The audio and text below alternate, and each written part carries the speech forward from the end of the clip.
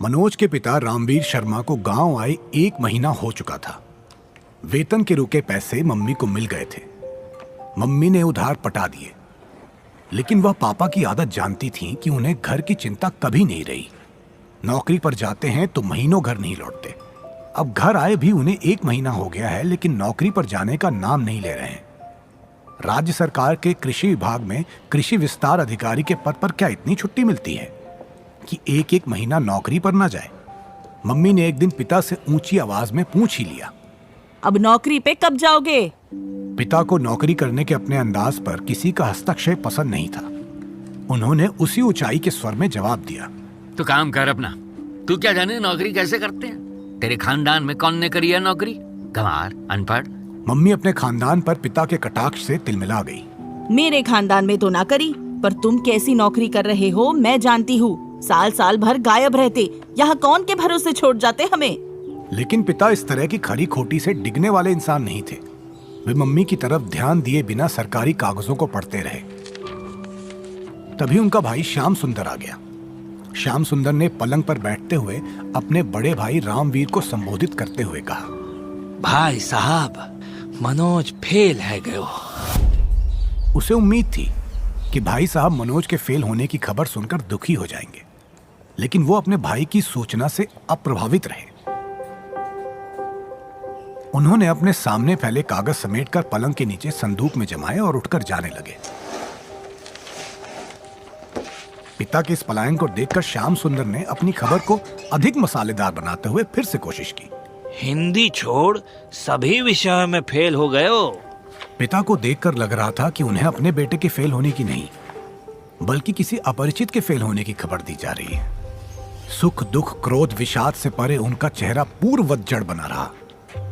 Fail pass, यश अपयश, उन्नति अवनति, हानि लाभ से परे था उनका व्यक्तित्व।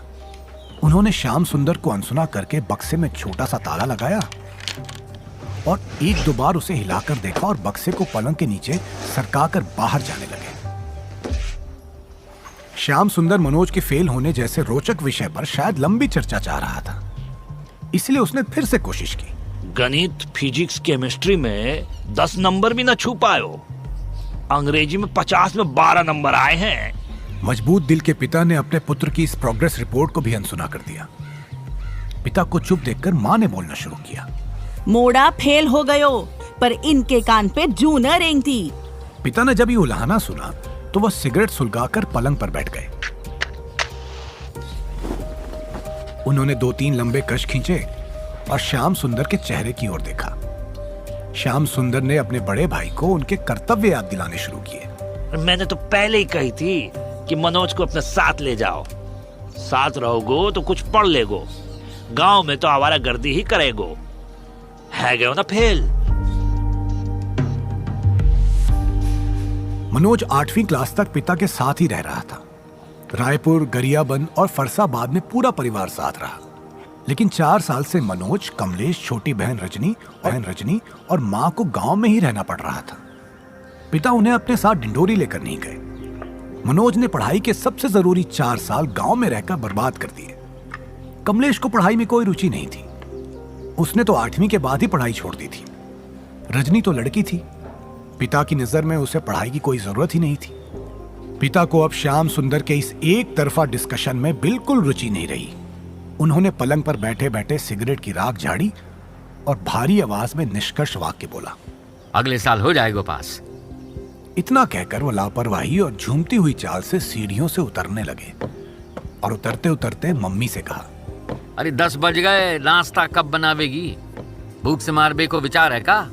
मनोज को जब पता चला कि वह हिंदी छोड़कर सभी विषयों में फेल हो गया है तो वह दुखी होकर पुलिया के किनारे हनुमान जी के मंदिर में बैठा काफी देर तक आंसू बहाता रहा। हिंदी के पेपर में उसे 100 में से 62 नंबर मिले थे। हिंदी सरल होने के अलावा उसकी रुचि का विषय भी था। उसे उपन्यास, कविता, कहानियां पढ़ने का बड़ा शौक था, लेकिन हिंदी अकेला उसका बेड़ा पार नहीं लगा सकती थी। अंग्रेजी ने भी उसे धोखा दिया था। माय बेस्ट फ्रेंड पर ऐसे लिखते समय केवल पहली लाइन उसने ठीक लिखी थी, my best friend is Rakesh. इसके बाद उसे गलत स्पेलिंग और टेंस का सहारा लेना पड़ा। वह 2-3 लाइनों के आगे नहीं लिख पाया। मंदिर से बाहर निकलकर वह अपने दोस्त राकेश के घर चला गया। दुखी मनोज को राकेश ने सांत्वना देते हुए कहा, अब तो दिन भर है गए हो, कब तक मुंह लटकाए रहेगो? विष्णु फर्स्ट डिवीजन से पास हो गया था। उसे अपने पास होने की खुशी थी, पर मनोज को सांत्वना देना भी उसकी मजबूरी थी।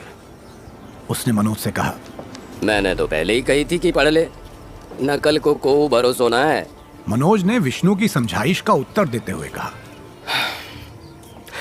मोए समझा ही ना आते गणित के सवाल, कैसे पढ़ लूं बताओ?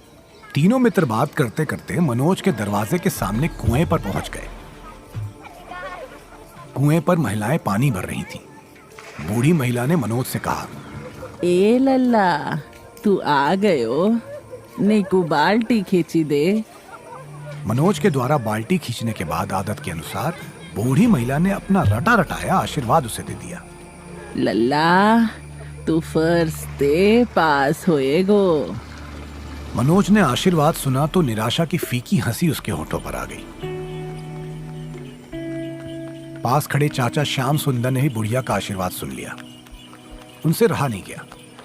उन्होंने आसपास खड़े लोगों को सुनाते हुए तेज आवाज में बोलना शुरू किया, अरे ताई, अब का फर्स्ट आवेगो? मनोज तो पास ना हो पायो, फर्स्ट की तो बात दूर। मनोज अपने इस सार्वजनिक अपमान से आहत हो गया, लेकिन राकेश के दिमाग में बहुत देर से एक बात रुकी हुई थी। उसने कहा, मैं तो कह रहा हूँ पढ़ाई लिखाई में अब कुछ ना धरो, बीए में चप्पल चटका रहे हैं, तू तो कहू काम धंधो शुरू कर दे। मनोज को राकेश का विचार अच्छा तो लगा, पर वो अपने घर की आर्थिक स्थिति जानता था। राकेश जी, धंधे के लिए लाखों रुपया चाहिए, कहाँ से लाएंगे? भविष्य के प्रति निराश और अनिश्चित मनोज अपने घर पहुंच गया। उसका छोटा भाई कमलेश सुबह से गायब था। माँ अपने छोटे बेटे के इस तरह गायब होने से परेशान थी। माँ ने पिता से अपनी चिंता व्यक्त की तो उन्होंने कहा, सवेरे आ जाएगा, परेशान ना हो, तू रोटी बना। इतना कहकर पिता निश्चिंत भाव से छत पर टहलने चले गए। अगले दिन सुबह 7 बजे कमलेश आ गया। वो अपने किसी दोस्त के यहां जौरा चला गया था। बोर्ड रिजल्ट्स की घोषणा। सरकारी कुर्सी की ताकत कितनी होती है, इसका पता हर इंसान को तभी चलता है जब वो खुद उस ताकत को देखता है। यही हुआ मनोज के साथ। उसके जीवन में एक ऐसी घटना हुई जिसने उसे कुर्सी और कुर्सी पर बैठने वाले की अहमियत उसे बता दी। हालांकि वो घटना सिर्फ मनोज के लिए ही नहीं है, बल्कि हम सभी के लिए आंख खोलने वाली है। आइए उसके बारे में शो के अगले एपिसोड में जानें।